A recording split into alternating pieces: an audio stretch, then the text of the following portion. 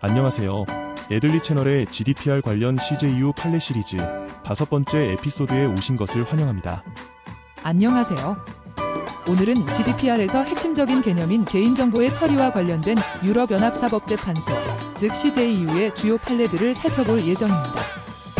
네, 오늘은 5개 정도의 주요 판례를 중심으로 GDPR에서 말하는 개인정보 처리의 개념과 그 다면적 함의에 대해 심층적으로 분석해 보겠습니다. 그럼 먼저 GDPR에서 개인정보의 처리가 어떻게 정의되어 있는지부터 살펴볼까요? 그 전에 구독, 좋아요는 저희에게 큰 힘이 됩니다. 끝까지 함께 해주세요. 네, GDPR 제4조 제2호는 처리를 자동화된 수단이 사용되었는지 여부와 관계없이 개인정보 또는 개인정보 집합에 수행되는 모든 작업 또는 일련의 작업으로 정의하고 있어요. 맞아요. 여기에는 수집, 기록, 조직화, 구조화, 저장, 각색 또는 변경, 검색, 참조, 이용, 전송에 의한 공개, 전파 등 개인정보에 대한 거의 모든 종류의 조작이 포함됩니다. 굉장히 포괄적인 정의죠. 실제로 처리의 개념이 이렇게 광범위하게 정의된 이유는 예측 불가능한 기술 발전에 유연하게 대응하기 위한 의도적인 입법적 선택으로 볼 수 있어요. 맞습니다. 덕분에 GDPR은 특정 기술에 얽매이지 않고 장기적인 규범적 유효성을 확보할 수 있게 되었죠. 그러나 동시에 이렇게 광범위한 정의는 구체적인 사안에서 특정 행위가 처리에 해당하는지 여부를 명확히 하기 위한 지속적인 사법적 해석의 필요성도 야기하고 있습니다. GDPR은 정보 주체의 기본권, 특히 개인정보 자기결정권의 보호를 최우선 가치로 삼고 있는데요. 개인정보의 처리라는 개념은 GDPR의 적용 범위를 결정짓는 근본적인 요소입니다. 그렇죠. 인공지능, 사물인터넷 등 첨단 기술의 발전은 과거에는 예상하기 어려웠던 다양한 형태의 개인정보 처리 활동을 양산하고 있어요. 이러한 새로운 유형의 처리가 GDPR의 규율 범위에 포함되는지에 대한 판단은 GDPR의 실효성 확보에 매우 중대한 영향을 미치죠. 바로 이 지점에서 CJEU가 GDPR의 핵심 개념을 구체화하고 그 실제 적용 범위를 형성하는 데 있어 중추적인 역할을 수행하고 있습니다. 오늘 살펴볼 주요 판례들을 통해 그 흐름을 파악해 보겠습니다. 첫 번째로 살펴볼 사건은 VB 사건입니다. 이 판결은 2023년 12월에 나왔는데요. 어떤 사안이었나요? 이 사건은 불가리아 국세청에 대한 사이버 공격으로 수백만 명의 개인정보가 무단으로 공개된 사례였어요. 정보 주체인 VB는 향후 개인정보 오용 가능성에 대한 두려움으로 비물질적 손해를 주장했습니다. 이 사건의 주요 쟁점은 무엇이었나요? 크게 4가지 쟁점이 있었어요. 첫째, GDPR 위반, 즉 무단 공개가 컨트롤러가 적절한 조치를 이행하지 않았음을 자동적으로 의미하는지. 둘째, 보안 조치의 적절성에 대한 입증 책임은 누구에게 있는지. 셋째, 개인정보 오용에 대한 두려움이 GDPR 제82조에 따른 비물질적 손해를 구성할 수 있는지. 넷째, 침해가 제3자, 즉 해커에 의해 발생한 경우 컨트롤러는 책임을 지는지였습니다. CJU는 어떤 판결을 내렸나요? 법원은 무단 공개 자체가 컨트롤러가 적절한 조치를 취하지 않았음을 증명하는 것은 아니며 개별 사례 분석이 필요하다고 판시했어요. 또한 보안 조치의 적절성에 대한 입증 책임은 컨트롤러에게 있다고 명확히 했습니다. 정보 주체는 침해, 손해, 그리고 둘 사이의 인과관계를 입증해야 하고요. 비물질적 손해에 대해서는 어떻게 판단했나요? 개인정보의 가능한 오용에 대한 두려움은 GDPR 제82조에 따라 보상받을 수 있는 비물질적 손해를 구성할 수 있다고 인정했어요. 그러나 정보 주체는 실제 손해의 존재를 객관적으로 입증해야 한다고 밝혔습니다. 또한 침해가 제3자에 의한 것이라고 해서 컨트롤러의 책임이 자동적으로 배제되는 것은 아니라고 판시했어요. 이 판결이 개인정보 처리와 관련하여 어떤 시사점을 주나요? 이 사건은 처리 활동 자체, 예컨대 데이터베이스의 저장, 유지 관리가 안전하게 이루어져야 함을 강조합니다. 적절히 수행하지 못하여 침해가 발생하는 것은 처리와 관련된 위반이에요. 입증 책임에 대한 판결은 컨트롤러가 모든 처리 활동을 둘러싼 보안 조치의 적절성을 사전에 문서화하고 입증할 수 있어야 함을 의미합니다.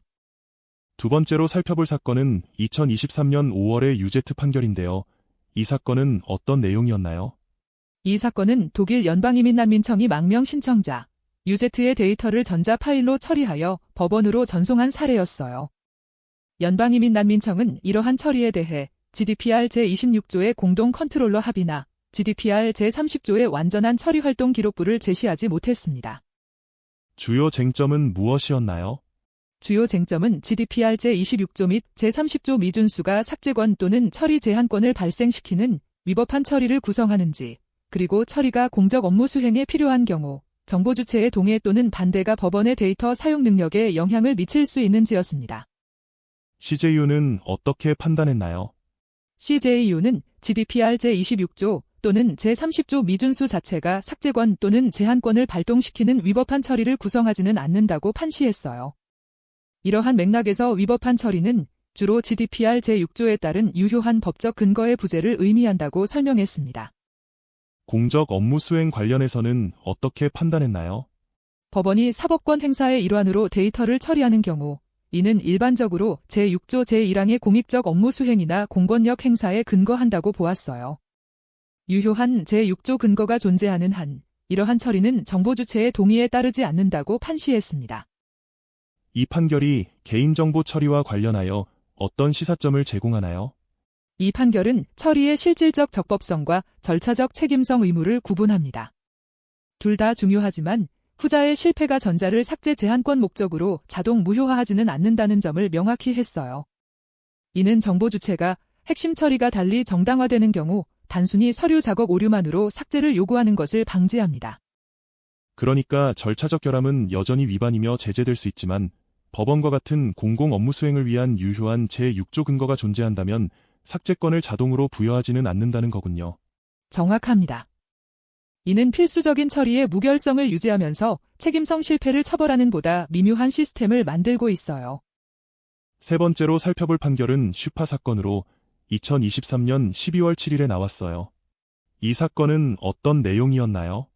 이 사건은 독일 신용평가기관인 슈파가 개인 OQ에 대한 신용점수를 생성한 사례였어요. 은행은 이 점수에 크게 의존하여 OQ에게 대출을 거부했습니다. 슈파는 영업비밀을 이유로 세부 산정 로직 공개를 거부했고 자신들은 점수만 제공할 뿐 은행이 결정을 내린다고 주장했어요. 주요 쟁점은 무엇이었나요? 주요 쟁점은 신용평가기관이 자동화된 방식으로 신용점수를 산정하고 이를 제3자인 은행에게 전송하며 은행이 그 점수에 크게 의존하는 경우 해당 점수 산정이 GDPR 제22조 제1항에 따른 자동화된 개별 의사결정에 해당하는지와 점수 산정을 허용하는 독일 국내법이 GDPR 규정과 양립 가능한지였습니다. CJU는 어떤 판단을 내렸나요? CJU는 제3자인 은행이 해당 점수에 강력하게 의존하여 결정을 내리고 이 결정이 정보 주체에게 법적 또는 유사하게 중대한 영향을 미치는 경우 이러한 확률값, 즉 신용점수의 자동화된 산정은 신용평가기관에 의한 자동화된 개별 의사결정을 구성한다고 판시했어요. CJU는 이러한 해석이 법적 보호의 공백을 피하기 위한 것이라고 밝혔습니다. 이 판결이 개인정보 처리와 관련하여 어떤 시사점을 가지나요?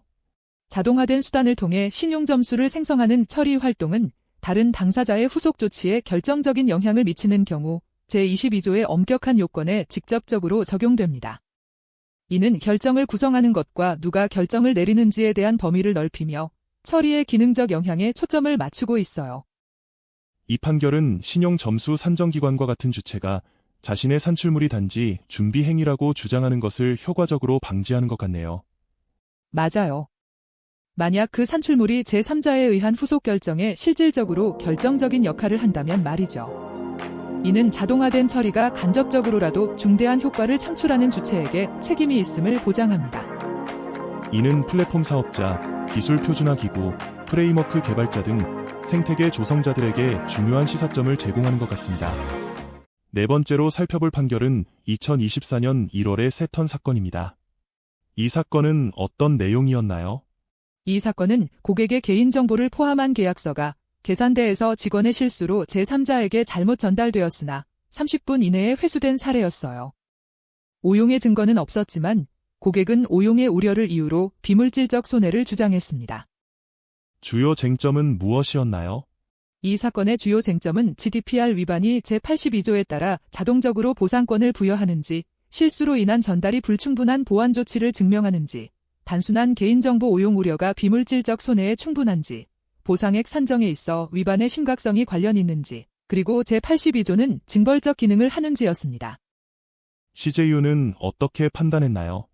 CJU는 위반만으로는 보상에 충분하지 않으며 청구인은 위반, 입은 손해, 그리고 위반과 손해 사이의 인과관계를 입증해야 한다고 판시했어요. 또한 실수로 인한 전달이 자동으로 불충분한 조치를 증명하는 것은 아니지만 아마도 부적절함을 드러낼 수 있다고 했습니다. 적절성 입증 책임은 컨트롤러에게 있고요. 그리고 제82조는 징벌적 기능이 아닌 보상적 기능을 한다고 명확히 했어요. 이 판결이 개인정보 처리와 관련하여 어떤 시사점을 가지나요? 개인정보의 처리에는 직원에 의한 취급도 포함됩니다. 취급상의 오류, 즉 실수로 인한 공개 등은 처리와 관련된 위반이에요. 제32조의 보안 조치의 적절성은 기술적 안전장치뿐만 아니라 인적 요소와 절차까지 포함해야 한다는 점을 시사합니다. 마지막으로 살펴볼 판결은 MK 사건으로 2024년 12월에 나왔습니다. 이 사건은 어떤 내용이었나요? 이 사건은 독일 회사가 새로운 인사관리 소프트웨어를 사용하여 직원 데이터를 미국 모회사 서버로 이전한 사례였어요. 사업장 협약은 소프트웨어 도입을 허용했지만 데이터 이전을 제한했고 한 직원, MK는 이전의 필요성에 이의를 제기하고 협약이 초과되었다고 주장했습니다. 주요 쟁점은 무엇이었나요? 주요 쟁점은 GDPR 제88조, 즉 고용 맥락에서의 처리에 따라 채택된 국내 규정 단체 협약이 다른 GDPR 요건, 예컨대 제5조, 제6조, 제9조도 준수해야 하는지, 그리고 그러한 협약의 당사자들이 처리의 필요성을 평가하는 데 재량권을 가지며 사법심사를 제한하는지였습니다. CJU는 어떻게 판단했나요? CJU는 GDPR 제88조 제1항에 따른 국내법 및 단체 협약은 제88조 제2항뿐만 아니라 GDPR 전체를 준수해야 한다고 판시했어요. 여기에는 제5조 원칙, 제6조 적법성, 제9조 특별범주가 포함됩니다. 이 판결이 개인정보 처리와 관련하여 어떤 시사점을 가지나요? 국내 노동법이나 단체 협약에 의해 규정되더라도 직원의 모든 처리는 개인정보 최소화, 목적 제한, 적법한 근거와 같은 핵심 GDPR 원칙을 완전히 준수해야 합니다. 제88조는 회원국이나 사회적 파트너가 기본적인 GDPR 보호에서 벗어날 수 있는 백지 위임이 아니라는 점을 명확히 했어요. 지금까지 주요 판례들을 살펴봤는데요. 이 판례들이 보여주는 GDPR 개인정보 처리에 관한 해석의 주요 경향은 무엇일까요? 첫째, 컨트롤러의 사전적 책임과 입증 가능한 규정 준수를 일관되게 강조하고 있어요. VB 사건과 세턴 사건에서는 적절한 보안 조치 입증 책임이, UZ 사건에서는 절차적 문서화가, 슈파 사건에서는 자동화된 시스템의 투명성이, MK 사건에서는 고용 관련 GDPR 전체 준수 의무가 강조되고 있습니다. 둘째로는 정보 주체 권리와 구제 수단의 실용적 적용이 있네요. 권리는 강력하지만 실제적이고 입증 가능한 피해와 인과관계가 필요하다는 균형 잡힌 접근법을 볼 수 있어요. 그렇습니다. VB 사건과 세턴 사건에서는 비물질적 손해에 대한 보상이 가능하지만 실제적이고 입증된 피해와 인과관계가 필요하다고 판시했어요. 마찬가지로 UZ 사건에서는 절차적 위반이 있더라도 핵심 처리가 적법한 경우 삭제권이 자동 발생하지는 않는다고 했고요. 셋째로는 GDPR의 우위성과 전체론적 적용이 강조되고 있네요. 국내법이나 특정 협약도 GDPR 전체 프레임워크와 일치해야 한다는 거죠. 맞습니다. MK 사건에서는 고용 관련 국내법 단체 협약이 GDPR 전체 원칙을 준수해야 하고, 슈파 사건에서는 국내 신용평가 규정도 GDPR 원칙과 일치해야 한다고 판시했어요. 이는 회원국 간 조화로운 개인정보 보호 수준을 유지하기 위한 것으로 볼 수 있습니다. 지금까지 논의한 내용을 바탕으로 핵심 인사이트를 정리해 볼까요?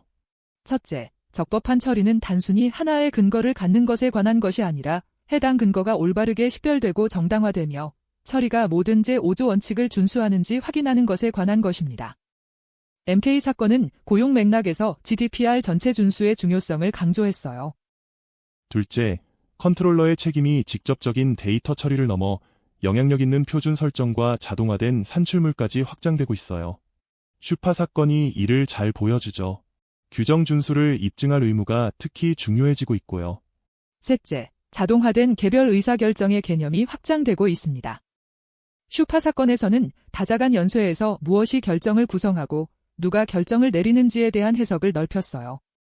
이는 블랙박스 알고리즘에 대한 보호를 강화합니다. 마지막으로 적절한 기술적 관리적 조치는 침해에 대한 절대적인 보장은 아니지만 컨트롤러가 조치의 적절성을 입증해야 하는 상당한 주의 의무입니다. VB 사건과 세턴 사건이 이를 강조했어요. 오늘 살펴본 CJEU 판결들은 GDPR의 개인정보 처리 개념이 어떻게 해석되고 적용되는지에 대한 중요한 통찰을 제공합니다. 이러한 판결들은 GDPR이 단순한 법적 형식이 아니라 실질적인 보호를 제공하기 위한 살아있는 법적 문서임을 보여주고 있어요. 맞아요. CJEU는 개인정보 보호의 효과를 최대화하기 위해 핵심 개념들을 넓게 해석하면서도 실용적인 구제수단과 명확한 책임 체계를 통해 균형을 유지하고 있습니다. 이는 AI와 같은 새로운 기술 환경에서도 GDPR이 효과적으로 적용될 수 있는 틀을 마련하고 있어요. 기업과 조직들은 이러한 판례들을 고려하여 자신들의 개인정보 처리 관행을 점검하고 강화할 필요가 있겠네요.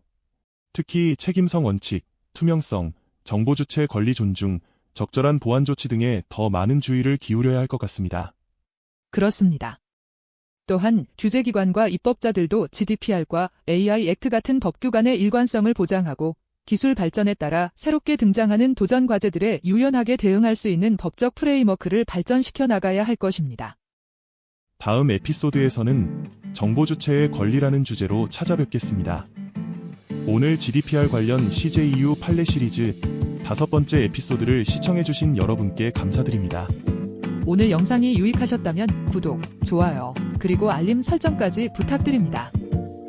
감사합니다. 다음 시간에 또 만나요.